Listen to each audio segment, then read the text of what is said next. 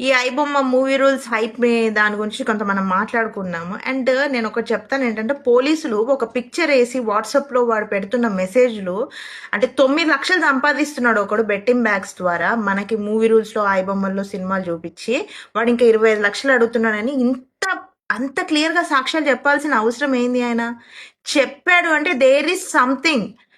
They are responsible people. We are not responsible. Literally మనం responsible కాదు. అందుకే వాళ్ళకి ఐబొమ్మకి మూవీ రూల్స్ కి సపోర్ట్ చేస్తున్నాము.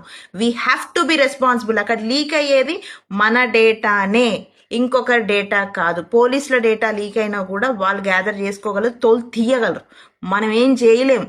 సో మన డేటానే లీక్ అయింది. సో మ్యాక్సిమం వాళ్ళకు హైప్ ఇవ్వడం మానండి. I just want that. And please subscribe. And ఇలాంటి ఇంకా అండ్ డైలీ అప్డేట్స్ ప్రతి ఒక్కటి మీకు అందించడానికి ట్రై చేస్తాను. సబ్స్క్రైబ్ చేసుకోండి.